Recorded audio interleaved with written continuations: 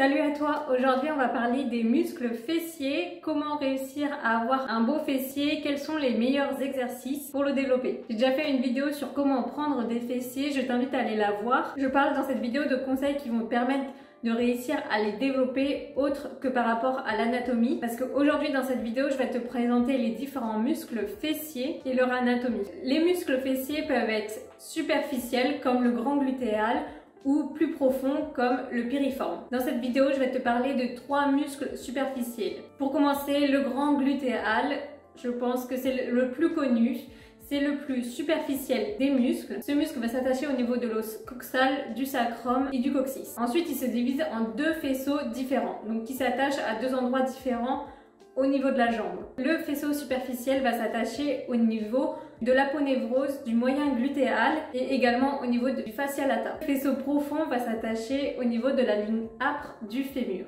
Ce qui fait que les fibres du grand glutéal ne sont pas toutes dans la même direction. Et ce qui peut être important de prendre en compte lorsque tu vas faire tes exercices fessiers. Mais ça, on va le voir plus tard dans la vidéo. Donc le grand glutéal a 3 principales fonctions.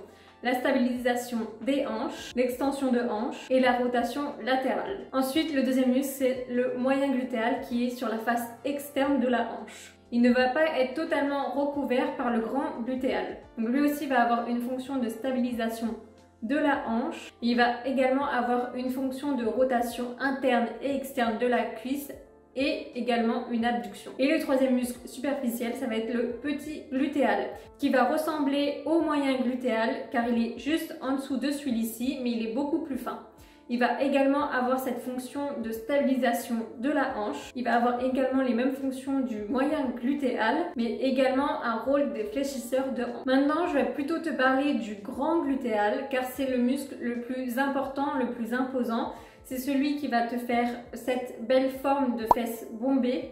Mais il est important de prendre en compte les autres muscles fessiers, parce que ce sont des muscles, comme je l'ai dit, stabilisateurs de la hanche. Et il ne faut pas qu'il y ait un déséquilibre par rapport au grand glutéal. Comme par exemple pour le moyen glutéal, faire des exercices d'abduction de la hanche à la machine. Donc pour le grand glutéal, ce que je vais te parler en premier, c'est que justement ces fibres ne sont pas totalement toutes dans le même sens. Et pour une activation la plus complète de ces fibres, c'est de faire une extension de hanche avec une légère abduction tout en ayant une rotation externe. Ce que tu peux faire, c'est essayer ces 3 placements et trouver au mieux dans quelle position tu sens le plus le grand glutéal et le mettre en place sur tes exercices fessiers comme à la poulie.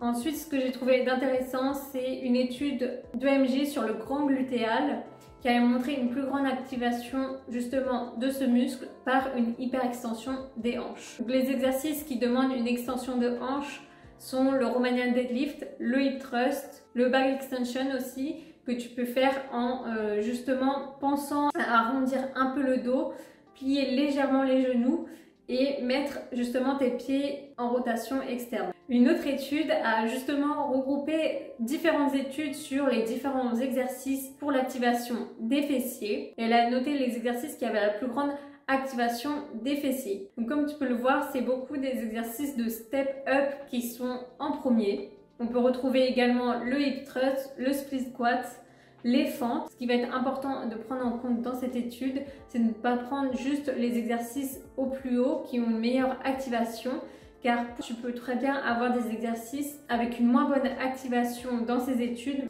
mais qui pour toi en fait auront une bien meilleure activation. Donc il vaut mieux essayer différents exercices, et même si ce n'est pas l'exercice qui a la plus grande activation dans cette étude, cela ne veut pas dire que toi tu n'auras pas de bons résultats. Il ne faut pas l'oublier que la bonne activation des fessiers, ce n'est pas que juste l'exercice. Il faudra prendre en compte le placement des pieds, la flexion des genoux, etc.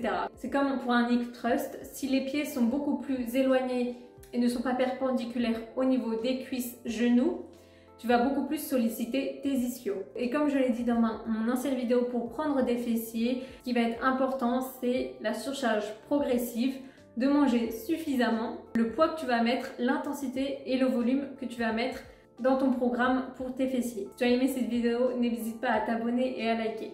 Et je te dis à plus.